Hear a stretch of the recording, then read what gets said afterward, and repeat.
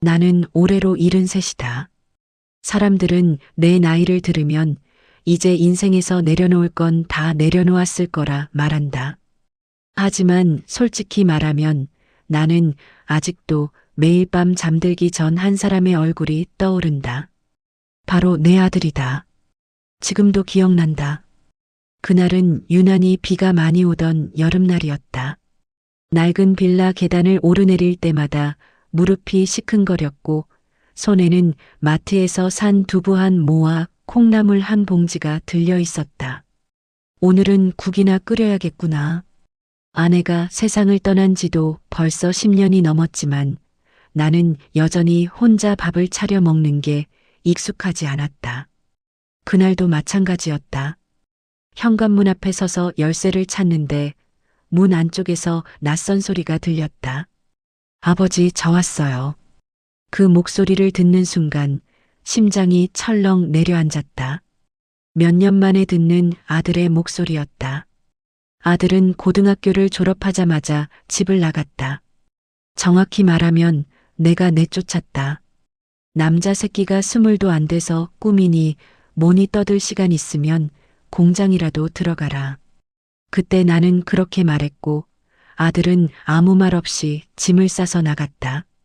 그날 이후 우리는 거의 남이나 다름없는 사이가 됐다. 아들이 집을 나간 뒤 아내는 하루가 멀다 하고 울었다. 당신이 너무 심했어. 애한테 왜 그렇게까지 했어.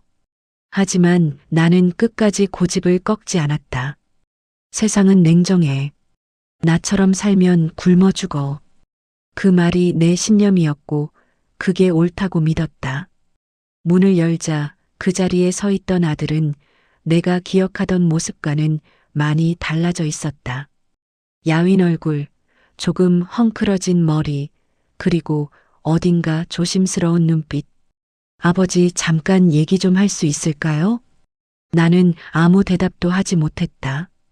괜히 두부 봉지가 손에서 미끄러져 바닥에 떨어졌다. 아들은 얼른 그걸 주워주며 말했다. 아직도 두부 좋아하시네요. 그 말 한마디에 가슴이 쿵 내려앉았다. 내가 좋아하는 걸 아직 기억하고 있다는 사실이 이상하게도 고마우면서도 부끄러웠다. 집안은 여전히 옛날 그대로였다. 아내가 쓰던 낡은 밥상, 벽에 걸린 가족 사진, 그리고 아들이 고등학교 졸업식 때 찍은 사진. 아들은 그 사진 앞에서 한참을 서 있었다. 어머니, 참 보고 싶네요. 그 순간 나는 알았다. 이 아이도 나만큼이나, 아니, 어쩌면 나보다 더 많은 시간을 참고 버텨왔다는 걸. 하지만 나는 여전히 솔직해지지 못했다. 괜히 TV를 켜고 말했다. 무슨 일로 왔냐? 아들은 잠시 망설이다가 조심스럽게 입을 열었다. 아버지, 저 사실은.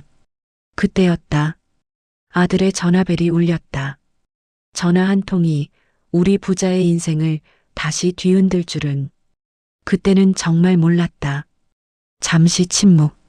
아들은 전화를 받더니 얼굴이 순식간에 굳어졌다. 그리고 나를 보며 말했다. 아버지, 저 오늘 그냥 가야 할 것 같아요. 그 말을 듣는 순간 이상하게도 가슴 깊은 곳에서 불안감이 밀려왔다. 아들이 급하게 집을 나서겠다고 말했을 때 나는 이유를 묻지 않았다. 아니, 정확히 말하면 묻지 못했다. 괜히 또 상처를 줄까봐, 괜히 또 예전처럼 등을 돌릴까봐. 그래, 바쁘면 가봐라. 그 말이 내 입에서 나왔을 때 나는 스스로에게 놀랐다. 예전 같았으면 분명 이렇게 말했을 것이다. 왔다가 그냥 가겠다는 거냐? 어디서 뭘 하고 사는지도 말 안 할 거냐? 하지만 그날의 나는 달랐다. 나이가 들면 사람이 유해진다더니 그 말이 맞는지도 모르겠다. 아들은 현관 앞에서 잠시 멈춰섰다. 무언가 더 말하고 싶은 표정이었다. 하지만 결국 아무 말도 하지 않고 신발을 신었다. 아버지, 건강하세요. 문이 닫히는 소리가 유난히 크게 들렸다. 그리고 그날 밤 나는 거의 한숨도 자지 못했다. 다음 날 아침 오래 쓰지 않던 휴대전화가 울렸다. 아버지 저예요. 아들의 목소리는 어제보다 훨씬 떨려 있었다. 나는 본능적으로 알았다. 좋은 소식이 아니라는 걸. 어디냐? 병원이에요. 그 한 단어에 머리가 멍해졌다. 누가 아프냐? 잠시 침묵이 흐른 뒤 아들이 낮은 목소리로 말했다.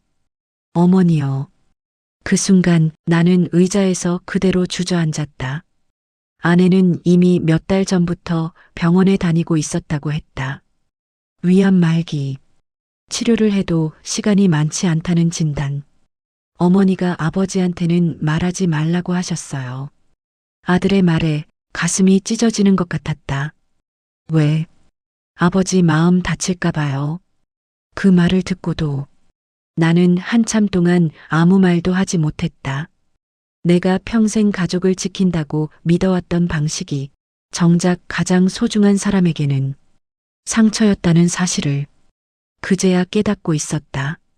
병원으로 향하는 택시 안에서 나는 손을 덜덜 떨었다. 창밖으로 스쳐 지나가는 풍경들이 하나도 눈에 들어오지 않았다. 병실 문 앞에서 아들은 한참을 서 있었다. 아버지 마음 단단히 먹으세요. 문을 열자 그곳에는 내가 알던 아내가 아니었다. 살이 빠져 얼굴이 반쪽이 되어 있었고 머리는 거의 다 빠져 있었다. 하지만 그 눈빛만큼은 여전히 따뜻했다. 여보, 아내는 나를 보자 미소를 지었다. 당신 왔네. 그 미소 하나에 나는 결국 참았던 눈물을 쏟아냈다. 왜 말 안 했어? 아내는 내 손을 꼭 잡았다. 당신 성격 알잖아. 괜히 걱정만 더 할까봐. 그 말이 내 가슴을 더 아프게 했다. 나는 그날 아내의 병실에서 처음으로 진심을 담아 말했다. 미안해. 그동안 너무 나만 생각했어. 아내는 고개를 저었다. 이제라도 이렇게 와줘서 고마워. 그 말이 나에게는 유언처럼 들렸다. 아들은 병실 구석에서 조용히 우리를 지켜보고 있었다. 그 눈빛에는 서운함도 분노도 없었다. 그저 오래 참고 살아온 사람의 눈빛이었다. 그날 밤 아내는 잠든 사이 작은 봉투 하나를 내 손에 쥐어주었다. 이거 나중에 아들한테 꼭 전해줘. 봉투 안에는 편지 한 장과 낡은 통장 하나가 들어 있었다. 그리고 그 안에 적힌 숫자를 본 순간 나는 숨이 막혔다. 그 통장이 의미하는 것이 무엇인지, 그리고 아내가 끝까지 숨기려 했던 진실이 무엇인지 나는 아직 몰랐다. 아내가 잠든 사이 나는 병실 복도 끝 의자에 앉아 그 봉투를 한참 동안 바라보고 있었다. 손이 쉽게 열리지 않았다. 마치 이걸 열면 되돌릴 수 없는 진실이 쏟아질 것 같아서였다. 아들은 내 옆에 앉아 아무 말도 하지 않았다. 하지만 그 침묵이 오히려 나를 더 불안하게 만들었다. 이거 내 어머니가 주신 거다. 아들은 고개를 끄덕였다. 이미 알고 있다는 눈치였다. 나는 떨리는 손으로 편지를 꺼냈다. 여보, 이 편지를 읽고 있다면 아마 나는 당신 곁에 없겠지요. 첫 문장부터 눈앞이 흐려졌다. 당신은 늘 말했지요. 아버지는 강해야 한다고. 하지만 나는 당신이 너무 강하려 애써서 가장 중요한 걸 놓쳤다고 생각해요. 나는 숨을 고르고 다시 글을 내려갔다. 우리 아들이 집을 나간 날 나는 그 아이를 붙잡지 못했어요. 대신 몰래 응원했어요. 당신 몰래 아주 오랫동안요. 그 순간 내 심장이 세게 뛰었다. 편지에는 내가 전혀 몰랐던 이야기들이 차곡차곡 적혀 있었다. 아들이 집을 나간 뒤 아내는 매달 작은 돈을 모아 아들 통장으로 보내고 있었다. 아르바이트를 하며 번 돈, 식비를 아껴서 남긴 돈, 때로는 병원비까지 밀어가며 당신이 알면 분명 화낼까봐. 그래서 말하지 않았어요. 대신 나는 엄마로서 할 수 있는 걸 했어요. 나는 고개를 들지 못했다. 아들은 여전히 조용히 바닥만 보고 있었다. 통장을 열어보니 그 안에는 내가 평생 모은 돈보다도 더 큰 액수가 적혀 있었다. 이게 다 뭐냐? 아들은 잠시 침묵하다가 입을 열었다. 어머니가요. 아버지 돌아가시면 그때 주라고 하셨어요. 그 말에 숨이 턱 막혔다. 왜?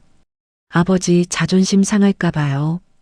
그 말은 칼처럼 가슴을 찔렀다. 나는 그제야 깨달았다.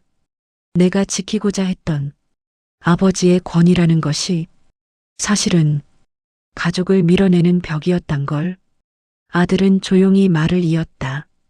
어머니가 늘 그러셨어요. 아버지는 나쁜 분 아니라고. 그냥 표현을 잘 못하는 거라고. 그 말을 들은 순간 나는 결국 울음을 터뜨렸다. 70이 넘어서 아들 앞에서 이렇게 우는 날이 올 줄은 정말 몰랐다. 그날 밤 아내는 다시 깨어나지 못했다. 병실의 기계 소리가 삐하고 울렸고 의사와 간호사가 들어왔다.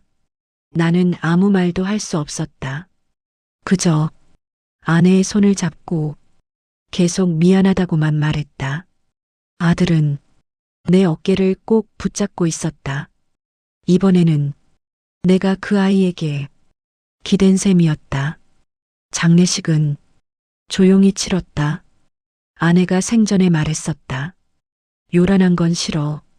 조문객이 거의 없는 빈소에서 나는 아들과 마주 앉았다. 이제 나한테 남은 건 너밖에 없구나. 아들은 한참을 망설이다가 이렇게 말했다. 아버지, 그 말 조금만 일찍 해주셨어도 좋았을 텐데요. 나는 아무 말도 할 수 없었다. 그리고 그날 밤 아들은 내게 한 가지 제안을 했다. 아버지, 저랑 같이 잠깐만 살아보실래요? 그 말이 어떤 선택을 의미하는지, 그리고 그 선택이 나의 남은 인생을 어떻게 바꿔놓을지 나는 아직 몰랐다. 아들의 집으로 들어가던 날 나는 작은 가방 하나만 들고 있었다. 평생을 한 집에서 살다가 다시 누군가의 집에 들어간다는 게 이렇게 어색한 일인 줄 몰랐다. 아버지 방은 여기예요. 아들이 문을 열어 보여준 방은 생각보다 깔끔했다. 작은 책상, 침대 하나, 그리고 창문. 불편하시면 말씀하세요. 나는 괜히 고개를 저었다. 아니다, 이 정도면 충분하다. 하지만 사실은 충분하지 않았다. 방이 아니라 내 마음이 불편했다. 그날 저녁 아들은 간단한 반찬을 차려주었다. 김치찌개, 계란말이, 그리고 멸치볶음. 아내가 자주 해주던 메뉴였다. 어머니한테 배웠어요.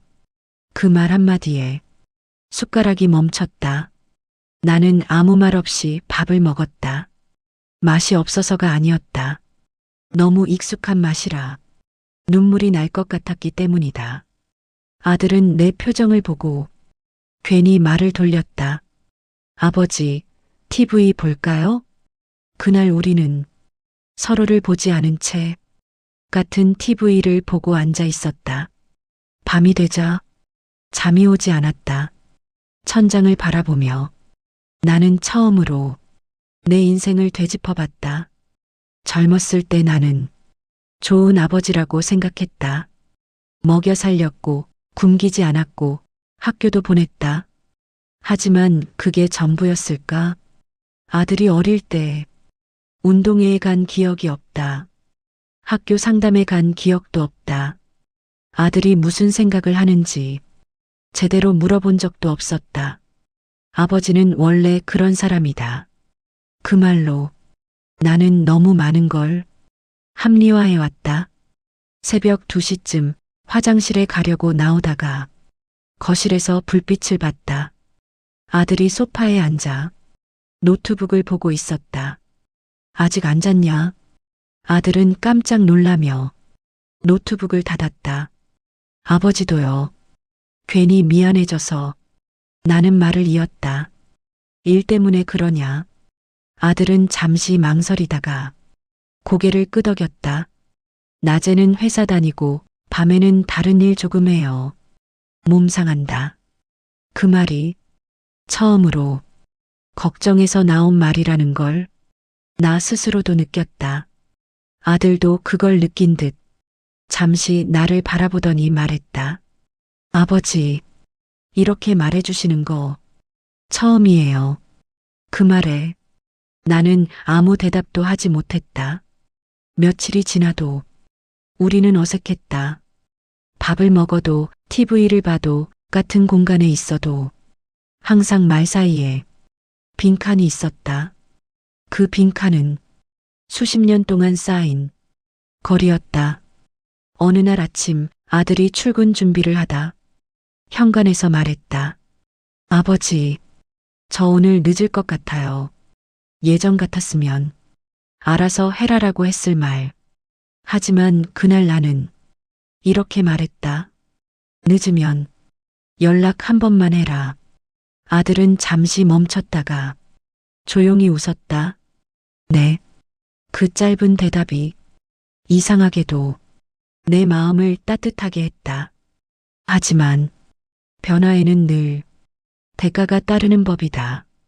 며칠 뒤 아들은 회사에서 큰 문제를 겪게 됐다. 그리고 그 문제의 시작에는 이 늙은 아버지가 있었다. 그날은 아들이 평소보다 훨씬 늦게 들어온 날이었다. 밤 11시가 넘어서도 현관문이 열리지 않자 괜히 마음이 불안해졌다. 연락 한 번만 하라던 말을 내가 괜히 했나 싶기도 했다. 괜히 간섭하는 늙은이처럼 보였을까봐. 그때 현관문이 열렸다. 아들은 신발도 제대로 벗지 못한 채 그 자리에 서 있었다.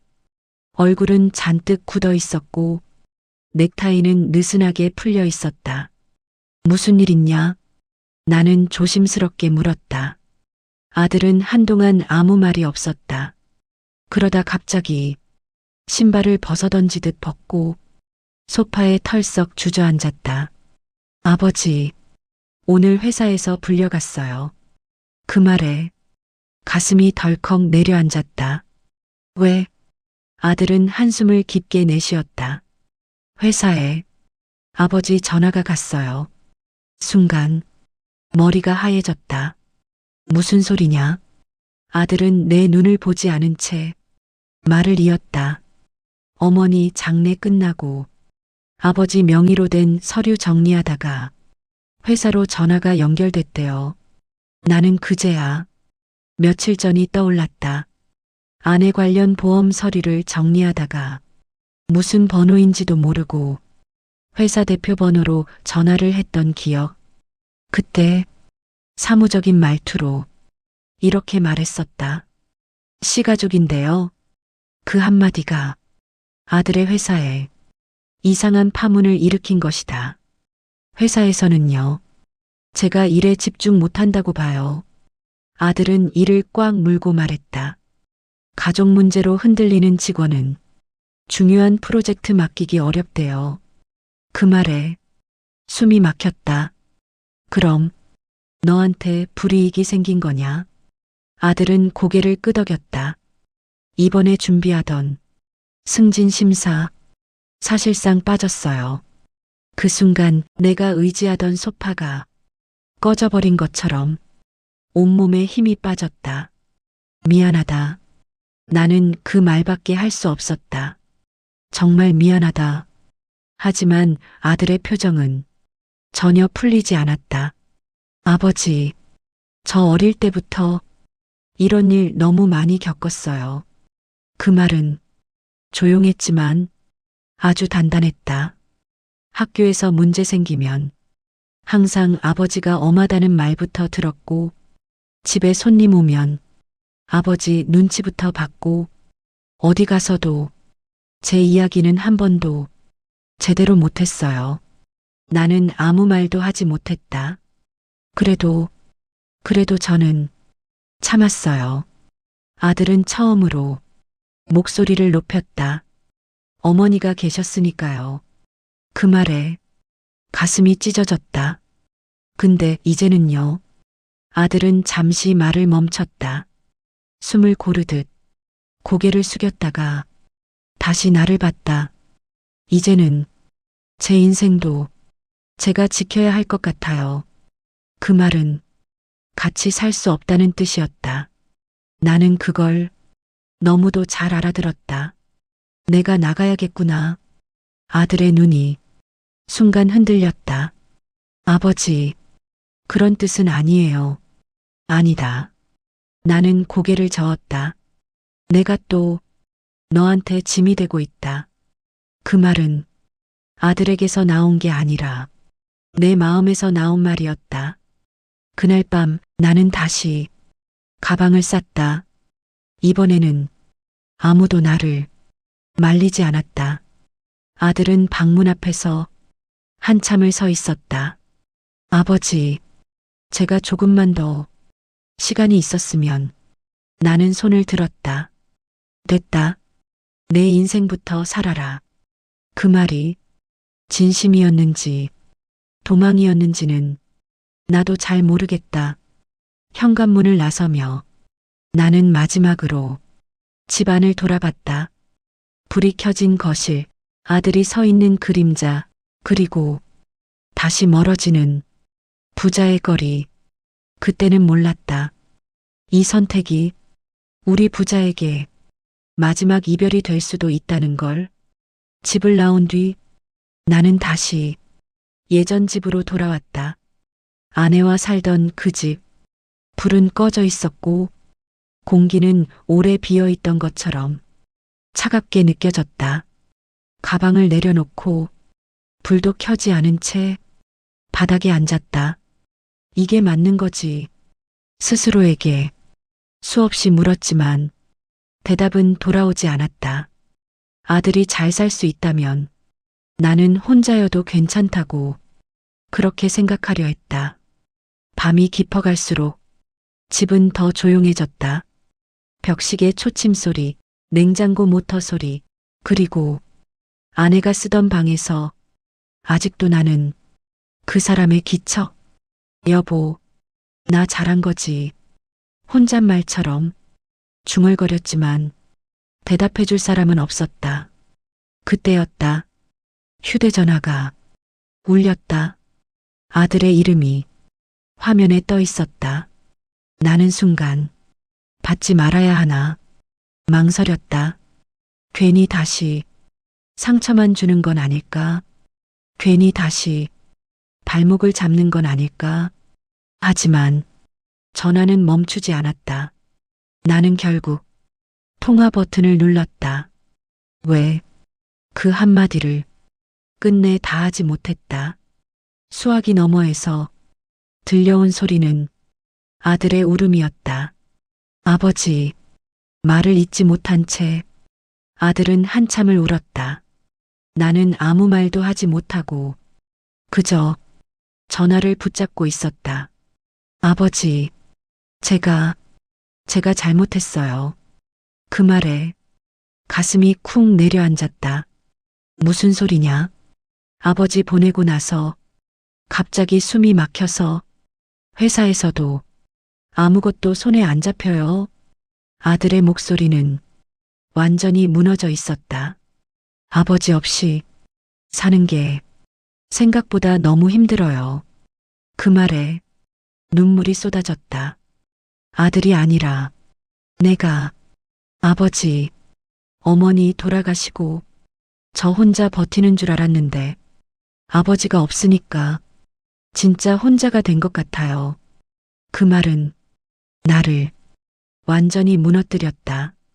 아버지, 다시 같이 살면 안 돼요? 그 말은 부탁이었다. 아니, 고백이었다. 나는 한참 동안 아무 말도 하지 못했다. 그리고 떨리는 목소리로 이렇게 말했다. 이번에는 내가 약속할게. 간섭 안 할게. 내 인생에 내 그림자 안 들이울게. 아들은 흐느끼며 말했다. 그럼 저도 약속할게요. 도망가지 않을게요. 전화를 끊고 나서도 나는 한동안 휴대전화를 내려놓지 못했다.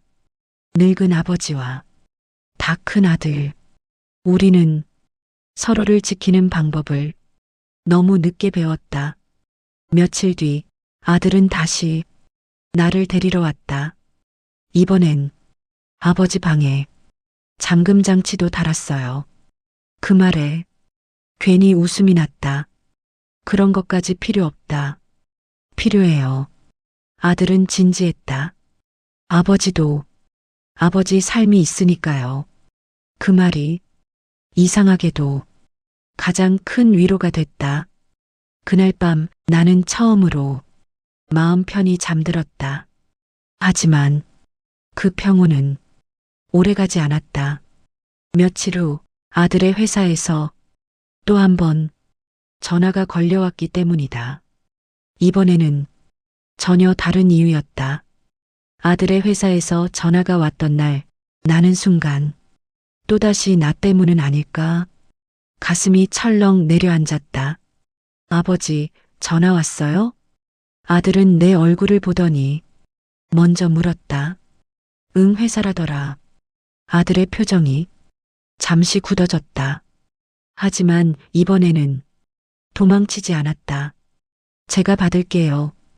아들은 거실 한쪽으로 가 전화를 받았다. 나는 일부러 TV 소리를 키웠지만 아무것도 귀에 들어오지 않았다. 잠시 후 아들은 전화를 끊고 내 쪽으로 걸어왔다. 해고는 아니에요. 그 한마디에 다리에 힘이 풀렸다. 대신 아들은 말을 멈췄다. 그리고 조심스럽게 말을 이었다. 지방 발령이에요. 지방? 네. 지금 팀은 정리되고 새 프로젝트를 지방에서 다시 시작한대요. 나는 계산을 해봤다. 출퇴근은 불가능했고 사실상 이사였다. 내 생각은 어떠냐? 아들은 잠시 내 얼굴을 바라봤다.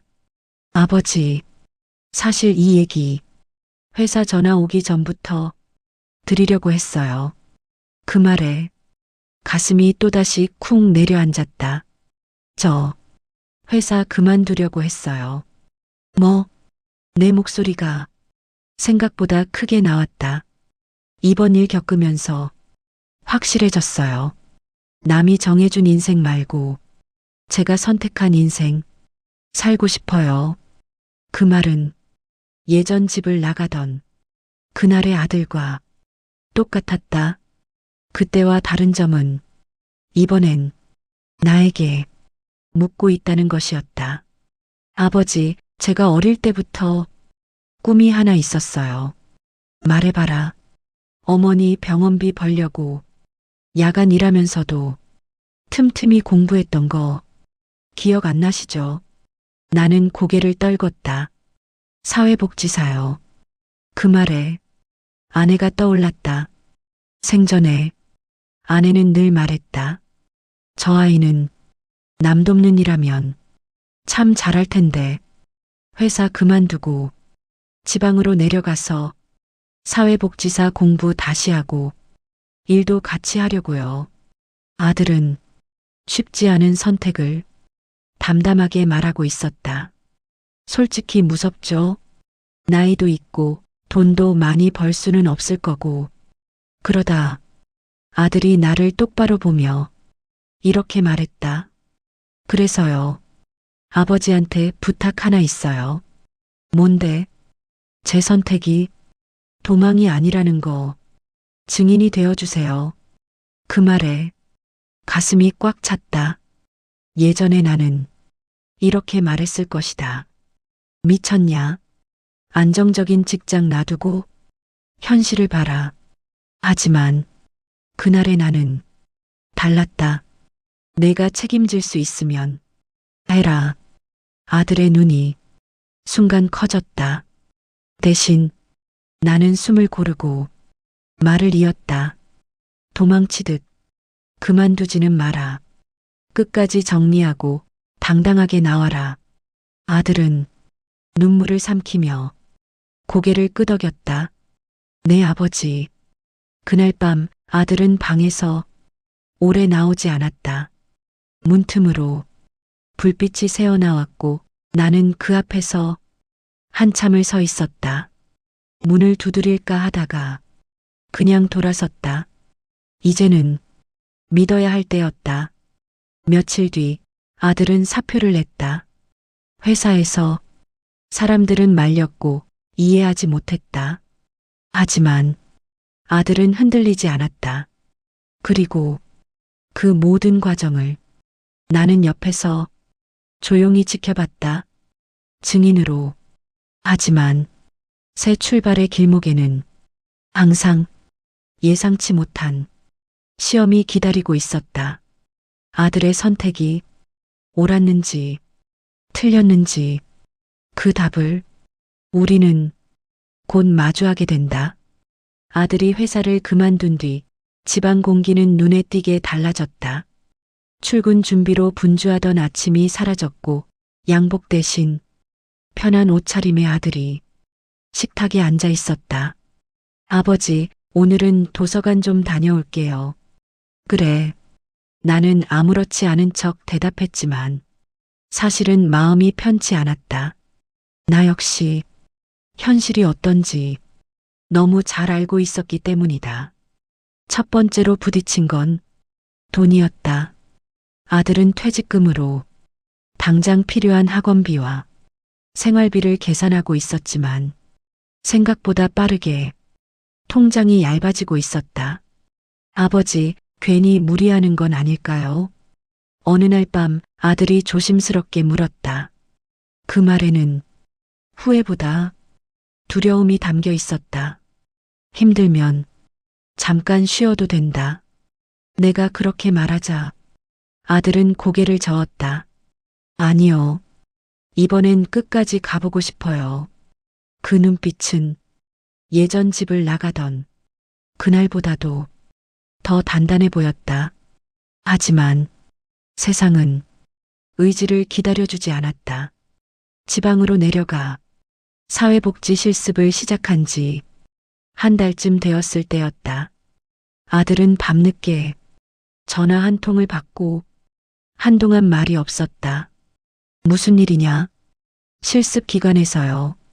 정원이 찼대요. 나는 말문이 막혔다. 그럼 다시 처음부터 알아봐야 해요. 아들은 웃으려 했지만 입꼬리가 떨렸다. 그날 밤 아들은 혼자 술을 마셨다. 아버지, 제가 괜한 선택한 걸까요? 그 말에 나는 오래 생각했다. 그리고 이렇게 말했다. 틀린 선택은 없다.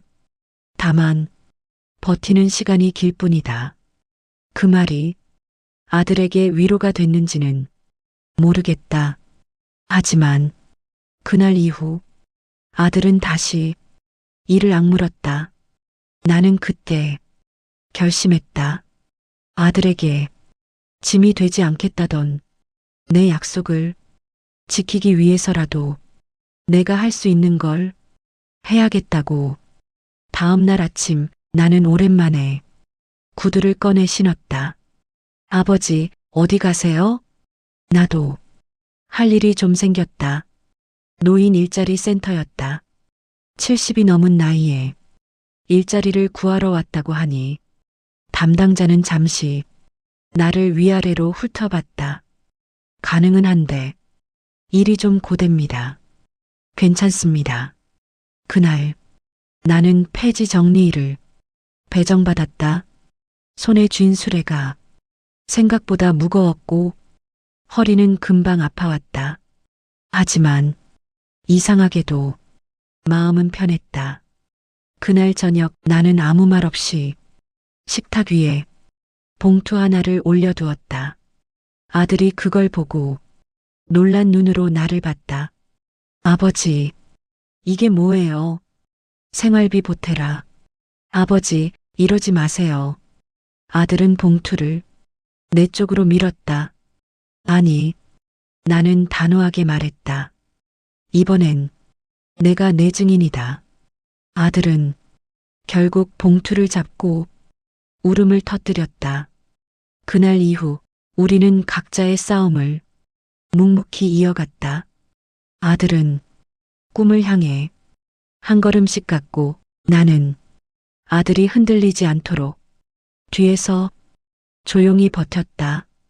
하지만 인생은 늘 시험을 한 번만 내주지 않았다. 어느 날 아들은 믿을 수 없는 소식을 가지고 돌아왔다. 그 소식은 우리 부자의 삶을 또 한 번 뒤흔들게 된다. 그날은 아들이 유난히 일찍 집에 돌아온 날이었다. 평소 같으면 도서관에서 늦게까지 공부하고 조용히 들어왔을 텐데 현관문 여는 소리가 급했다. 아버지, 아들의 목소리가 이상했다. 나는 신문을 접고 고개를 들었다. 무슨 일이냐? 아들은 손에 쥔 휴대전화를 내 쪽으로 내밀었다. 이거 제가 잘못 본 걸까요? 화면에는 분명히 이렇게 적혀 있었다. 어머니. 순간 등골이 서늘해졌다. 무슨 소리냐? 그럴 리가. 아내의 번호는 이미 몇 달 전 해지한 상태였다. 그런데도 통화 기록에는 부재중 전화가 선명히 남아 있었다. 오늘 낮에요. 공부하다가 갑자기 전화가 왔어요.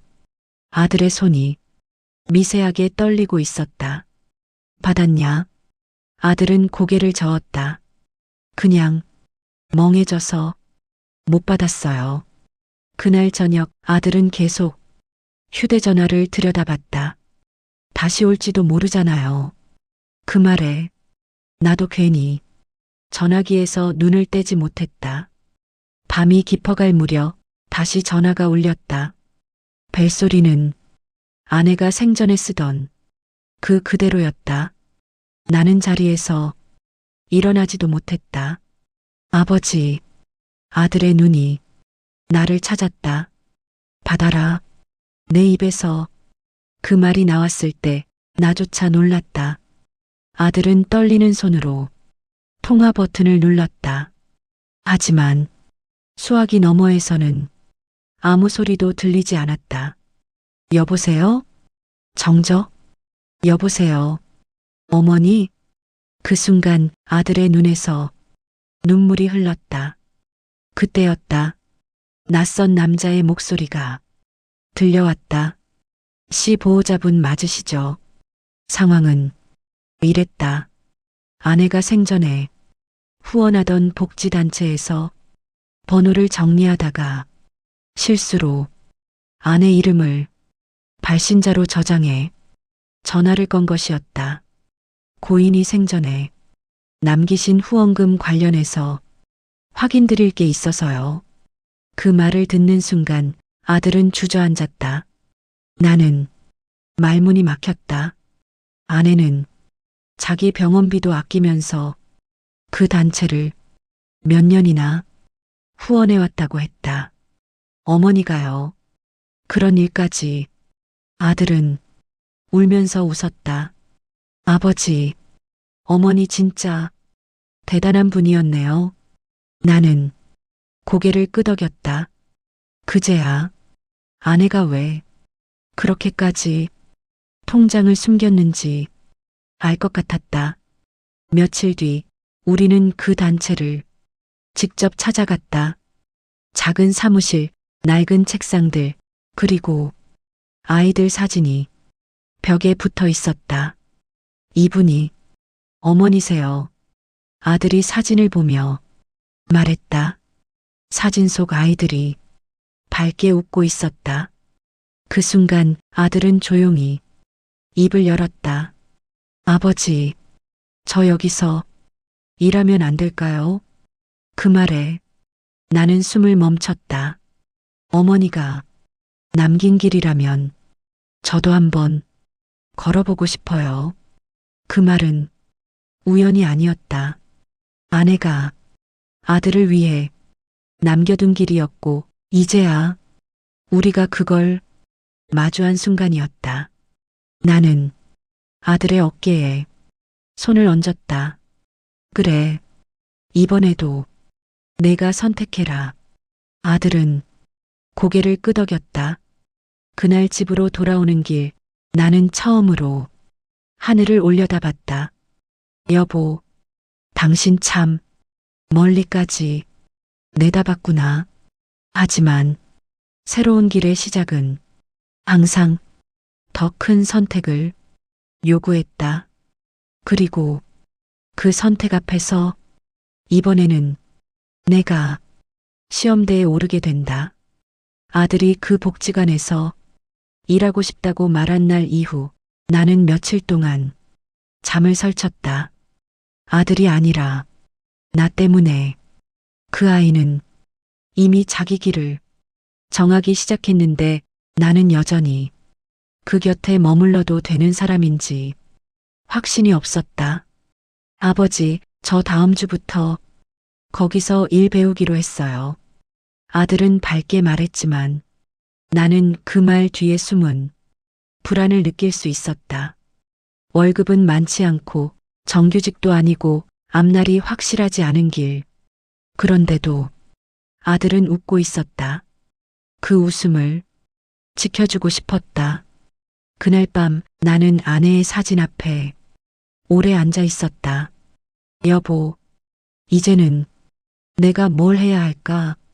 사진 속 아내는 아무 말도 하지 않았지만 이상하게도 답은 이미 정해져 있는 것 같았다.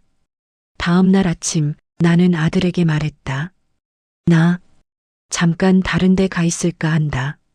아들의 숟가락이 멈췄다. 어디요? 요양원은 아니고 노인 공동주택이 있더라. 그 말에 아들은 급히 고개를 저었다. 아버지, 그럴 필요 없어요. 아니다. 나는 조용히 말했다. 내가 이제 내 인생을 사는 동안 내 그림자가 너를 덮지 않게 하려면 이게 맞다. 아들은 한참을 말이 없었다. 그러다 목소리를 낮춰 말했다. 아버지, 또 혼자 계시게요? 그 말에 가슴이 철렁 내려앉았지만 나는 웃었다. 혼자는 아니다.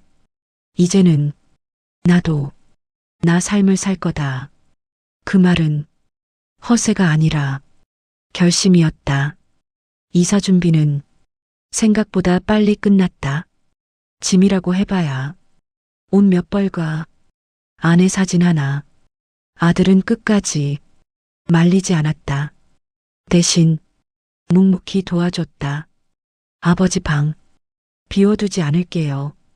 그 말에 괜히 웃음이 났다. 그래, 가끔 와서 밥이나 먹자.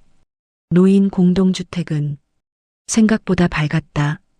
비슷한 나이의 사람들, 작지만 깨끗한 방, 그리고 각자 자기 삶을 살고 있는 얼굴들. 여기서 무슨 일 하세요? 한 할아버지가 내게 물었다. 아직은 잘 모르겠습니다. 그 말이 이상하게도 기분 좋았다. 첫날 밤 혼자 누워 천장을 보며 나는 처음으로 외롭지 않다고 느꼈다. 이제는 누군가에게 기대지 않아도, 누군가를 붙잡지 않아도 괜찮았다. 그리고 그 다음 날 아들에게서 문자가 왔다. 아버지, 오늘 첫 출근했어요. 어머니 사진 제 책상에 놓고 왔어요. 나는 한참 동안 그 문자를 바라보다가 짧게 답장을 보냈다. 그래, 잘했다. 하지만 인생은 이렇게 조용히 끝나지 않았다. 며칠 뒤 공동주택 게시판에 붙은 공고 하나가 내 눈을 멈추게 했다. 어르신 상담 봉사자 모집. 그 순간 나는 알았다. 아내가 남긴 길은 아들만을 위한 것이 아니라 나를 위한 길이기도 했다는 걸.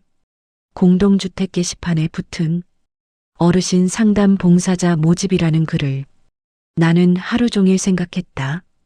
예전 같았으면 코웃음부터 쳤을 것이다. 이 나이에 무슨 봉사냐? 내 인생도 힘든데. 하지만 그날의 나는 그 종이를 떼어 주머니에 넣었다. 상담실은 작은 방 하나였다. 탁자 하나, 의자 2개, 그리고 따뜻한 차 한 주전자. 어르신, 편하게 이야기하시면 됩니다. 나보다 훨씬 젊은 사회복지사가 미소를 지었다. 제가요, 누굴 상담해 본 적이 없어서 괜찮아요. 그냥 들어주시면 돼요. 그 말이 이상하게도 가볍게 들렸다. 첫 번째로 만난 사람은 나보다 2살 많은 할아버지였다. 아들이 전화를 안 해요. 그 한마디로 이야기는 끝났다. 그는 아들이 바쁘다는 걸 이해한다고 말했지만 눈은 전혀 그렇지 않았다. 나는 처음엔 무슨 말을 해야 할지 몰랐다. 그래서 아무 말도 하지 않았다. 그냥 고개를 끄덕이며 그의 말을 끝까지 들었다. 이상하네. 말 다 하고 나니까 조금 편해졌어요.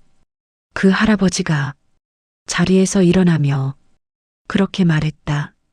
그 순간 가슴이 이상하게 울렸다.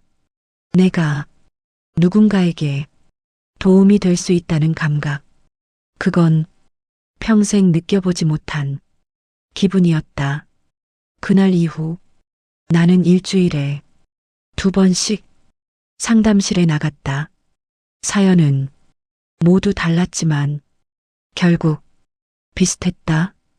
외로움, 후회, 말하지 못한 미안함. 그 이야기들은 마치 내 이야기 같았다. 어느 날 한 할머니가 이렇게 말했다. 아들이 미워서 연락 안 했는데 이제는 어디서 사는지도 모르겠어요. 그 말을 듣는 순간 나는 아들의 얼굴이 떠올랐다. 연락 먼저 해보세요. 그 말은 그녀에게 한 말이었지만 사실은 나 자신에게 한 말이었다. 그날 저녁 나는 아들에게 먼저 전화를 걸었다. 밥은 먹었냐? 네, 아버지. 짧은 대화였지만 괜히 마음이 놓였다. 봉사를 시작한 지 2달쯤 지났을 때 복지관에서 연락이 왔다. 어르신, 혹시 정식으로 근무하실 생각은 없으세요? 나는 깜짝 놀랐다. 제가요? 어르신 상담 반응이 아주 좋아요. 그 말에 웃음이 났다. 70세 처음으로 쓸모 있다는 말을 들었다. 그날 밤 아내 사진 앞에 앉아 나는 말했다. 여보, 나 이제야 조금 사람 같아. 사진 속 아내는 여전히 아무 말도 하지 않았지만 그 미소가 조금 달라 보였다. 며칠 뒤 아들에게서 전화가 왔다. 아버지, 저요, 정규직 제안 받았어요. 그 말에 눈물이 핑 돌았다. 그래, 잘했다. 아버지 덕이에요. 그 말은 사실이 아니었다. 하지만 그렇게 말해주는 아들이 고마웠다. 우리는 각자의 자리에서 각자의 삶을 살고 있었다. 붙잡지도 도망치지도 않고 그제야 나는 깨달았다. 가족이라는 건 같이 사는 게 아니라 같이 버텨주는 거라는 걸. 하지만 이야기는 아직 끝나지 않았다. 몇 달 뒤 아들은 내게 한 가지 제안을 한다. 그 제안은 우리 부자의 인생을 완전히 다른 모습으로 마무리하게 만든다. 아들이 그런 말을 꺼낸 건 내가 복지관에서 정식으로 근무를 시작한 지 석 달쯤 지났을 때였다. 아버지, 이번 주말에 잠깐 시간 있으세요? 전화기 너머에서 아들의 목소리는 조심스러웠다. 왜? 같이 밥이나 먹자고요. 그 말이 예전에는 아무렇지 않았는데 그날은 이상하게도 가슴이 따뜻해졌다.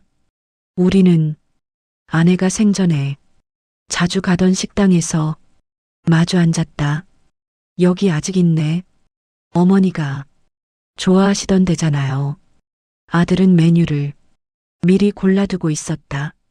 그 모습이 괜히 어른 같아 보였다. 밥을 먹다 말고 아들은 젓가락을 내려놓았다. 아버지, 말씀드릴 게 있어요. 나는 괜히 웃으며 말했다. 뭐 또 큰일이냐? 아들은 숨을 고르고 천천히 말했다. 이제는 제가 아버지 모시고 살고 싶어요. 그 말에 젓가락이 손에서 떨어질 뻔했다. 왜 갑자기 아니에요. 아들은 고개를 저었다. 어머니 돌아가시고 아버지 혼자 계시고 그러다 다시 같이 살고 그 시간들 덕분에 저도 많이 배웠어요. 나는 아무 말도 하지 못했다. 아버지는 늘 저한테 강해지라고만 하셨잖아요. 아들은 웃었다. 근데 요즘은 아버지가 약해질 수 있는 방법을 가르쳐 주시는 것 같아요. 그 말이 가슴 깊이 박혔다. 아버지, 이제는 기대도 괜찮아요. 아들의 눈은 진지했다. 예전처럼 서로 숨막히게 말고 각자 방도 있고 각자 삶도 있고 그래도 같은 집에서요. 나는 고개를 숙였다. 내가 짐이 될까봐 도망치듯 떠났던 기억 다시 상처 줄까봐 거리를 두었던 시간 그 모든 게 한꺼번에 떠올랐다. 고맙다. 그 말밖에 할 수 없었다. 근데 나는 천천히 말을 이었다. 이번엔 내가 조건이 있다. 아들이 눈을 들었다. 내가 너 인생에 간섭하면 그땐 미련 없이 나 쫓아내라. 아들은 웃다가 울었다. 그럴 일 없게 제가 먼저 말할게요. 우리는 천천히 새로운 규칙을 정했다. 아침은 각자, 저녁은 같이 먹기, 문은 항상 두드리기, 잔소리는 하루 한 번까지. 그 규칙을 정하는 동안 우리는 처음으로 동등한 사람처럼 이야기하고 있었다. 그날 집에 돌아와 짐을 정리하며 나는 아내 사진을 다시 꺼냈다. 여보, 이번엔 정말 괜찮은 것 같아. 사진 속 아내는 여전히 말이 없었지만 그날은 왠지 고개를 끄덕이는 것 같았다. 이사를 앞둔 날 복지관 사람들이 작은 송별회를 열어줬다. 어르신, 언제든 다시 오세요. 네, 제가 사라지는 건 아니니까요. 그 말이 내가 얼마나 변했는지 스스로 느끼게 했다. 이제 남은 건 한 가지뿐이었다. 아내에게 마지막으로 하고 싶은 말, 그리고 그 말을 전하는 방법을 나는 이미 알고 있었다. 아들과 다시 함께 살게 된 뒤 나는 가장 먼저 아내의 묘소를 찾았다. 이상하게도 그날은 눈이 오지 않았고 바람도 잠잠했다. 여보, 나왔어. 예전 같았으면 그 말 한마디에 눈물이 먼저 나왔을 텐데 그날의 나는 조용했다. 아내 앞에 서서 나는 천천히 그동안의 이야기를 꺼내놓았다. 아들, 잘 지내고 있어. 내가 남긴 길 덕분에 자기 인생 찾았어. 그 말을 하며 나는 처음으로 아내의 선택을 원망하지 않았다. 왜 나에게 아무 말도 하지 않았는지, 왜 혼자 다 짊어졌는지, 이제는 조금 이해할 수 있을 것 같았다. 묘비 앞에 국화꽃을 내려놓고 나는 잠시 아무 말도 하지 않았다. 눈물이 나오지 않는 게 이상하지 않았다. 슬픔이 사라진 게 아니라 정리가 되었기 때문이다. 여보, 나 이제 아버지 흉내 말고 사람으로 살게. 그 말이 내가 아내에게 처음으로 한 진짜 약속이었다. 집으로 돌아오는 길 아들에게서 문자가 왔다. 아버지, 저녁 뭐 드실래요? 나는 잠시 고민하다가 이렇게 답했다. 내가 먹고 싶은 걸로. 그 짧은 문장이 우리 관계의 요약 같았다. 저녁 식탁에서 우리는 별말 없이 밥을 먹었다. TV도 켜지 않았고 서로 눈치를 보지도 않았다. 아버지, 아들이 숟가락을 내려놓으며 말했다. 왜? 요즘 아버지 웃는 거 처음 보는 것 같아요. 그 말에 괜히 머쓱해졌다. 늙으면 좀 느려질 뿐이다. 아들은 웃었다. 그 느린 게 전 좋아요.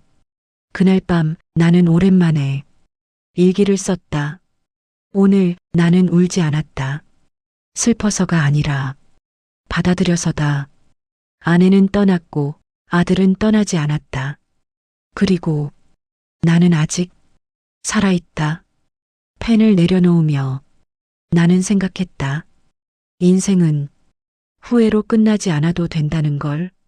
며칠 뒤 복지관에서 전화가 왔다.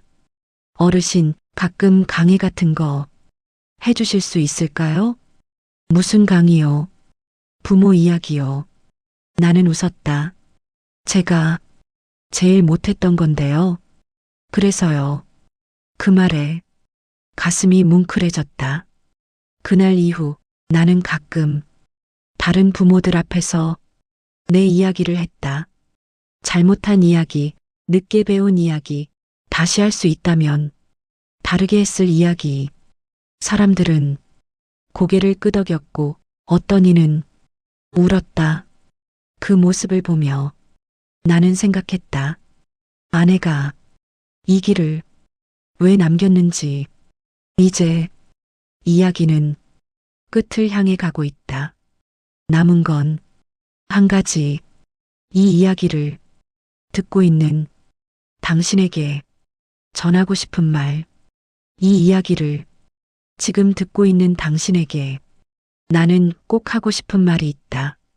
아버지든 어머니든 아들이든 딸이든 우리는 모두 누군가의 가족이고 누군가에게는 이미 너무 늦었다고 느끼는 순간을 한 번쯤은 겪는다. 나도 그랬다. 나는 평생 강한 사람이 되는 게 가족을 지키는 거라고 믿었다. 말을 아끼고 감정을 숨기고 버티는 것. 하지만 그렇게 버티는 동안 나는 가장 중요한 걸 놓치고 있었다. 말 한마디, 눈맞춤 한 번, 괜찮냐는 질문 하나. 그건 약함이 아니라 사랑이었다. 혹시 지금 자식에게 전화를 걸까 말까 망설이고 있는가? 지금 연락하면 귀찮아하지 않을까? 괜히 또 상처 주는 건 아닐까? 나도 그랬다.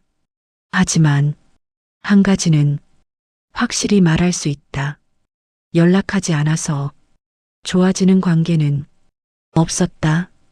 그리고 자식인 당신에게도 말해주고 싶다. 부모는 완벽하지 않다. 어른인 척하지만 사실은 두려움이 많은 사람들이다. 미안하다는 말을 어떻게 꺼내야 할지 몰라서 화부터 내는 경우도 많다. 그걸 조금만 알아주었으면 한다. 나는 73이 되어서야 처음으로 누군가의 이야기를 제대로 들어주는 사람이 됐다. 그 전까지는 항상 말하려고만 했다. 가르치려고, 바꾸려고, 통제하려고. 지금 생각하면 그게 가장 큰 실수였다. 혹시 이 영상을 보며 우리 집 이야기 같다 느꼈다면 그건 당신이 나쁘거나 가족이 틀려서가 아니다. 그저 아직 말하지 못했을 뿐이다. 지금 이 순간 누군가의 얼굴이 떠오른다면 늦지 않았다. 짧아도 좋다. 밥은 먹었냐? 잘 지내고 있냐?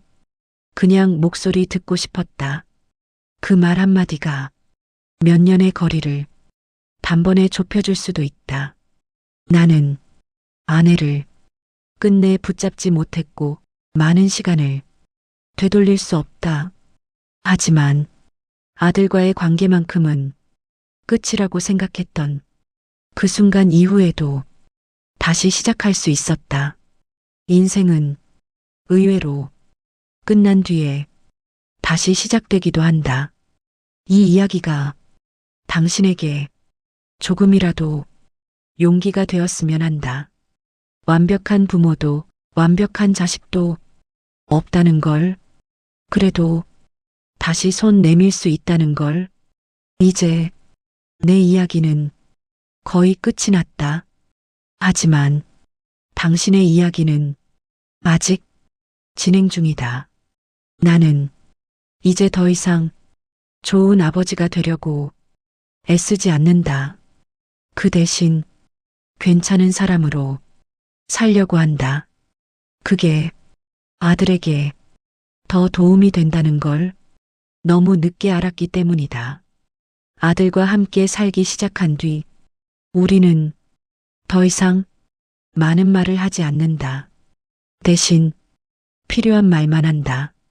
다녀오겠습니다. 다녀왔어요. 오늘은 좀 힘들었어요. 그럼 쉬어라. 그 짧은 말들이 예전이 고함보다 훨씬 깊게 서로를 연결해준다. 나는 아들에게 더 이상 정답을 주려 하지 않는다. 이게 맞다. 저건 틀렸다. 그 말 대신 이렇게 묻는다. 너는 어떻게 생각하냐? 그 질문 하나가 우리 관계를 완전히 바꿔놓았다. 가끔은 아들이 먼저 내 방 문을 두드린다. 아버지, 차 한잔 하실래요? 그럴 때면 나는 괜히 서둘러 안경을 닦는다. 이 나이에 누군가가 나와 시간을 나누고 싶어 한다는 게 아직도 익숙하지 않기 때문이다. 아내 생각은 여전히 난다. 하지만 이제는 슬픔보다는 고마움이 먼저 온다. 그 사람이 끝까지 아들을 믿어줬고 나를 포기하지 않았기에 지금의 내가 있다. 여보, 당신 말이 맞았어. 그 말을 이제야 편하게 할 수 있다. 나는 내 인생을 성공이라고 부르지 않는다. 부자가 아니었고 훌륭한 아버지도 아니었고 많은 실수를 했다. 하지만 마지막에 와서 한 가지는 분명히 말할 수 있다. 나는 도망치지 않고 마주했다. 늦었지만 끝내 마주했다. 이 이야기를 여기까지 들어준 당신에게 마지막으로 이 말만은 꼭 전하고 싶다. 지금 관계가 엉망처럼 느껴져도 말이 통하지 않아도 서로 상처만 주는 것 같아도 그게 끝은 아니다. 나는 73세 다시 시작했다. 당신은 아직 그보다 훨씬 절다. 오늘이 가장 늦은 날이 아니라 가장 빠른 날일 수도 있다. 만약 이 이야기가 조금이라도 당신 마음에 닿았다면 오늘 전화 한 통, 문자 한 줄, 혹은 말 한마디를 건네보길 바란다. 완벽하지 않아도 된다. 서툴러도 된다. 진심이면 된다. 이제 나는 이야기를 여기서 멈춘다. 하지만 당신의 이야기는 계속되길 바란다. 그리고 언젠가 당신도 누군가에게 이렇게 말할 수 있기를 바란다. 늦었지만 그래도 잘 살아왔다고. 이 이야기가 마음에 닿았다면 구독과 좋아요로 응원해 주세요. 당신의 한 번의 클릭이 또 다른 누군가의 용기가 됩니다.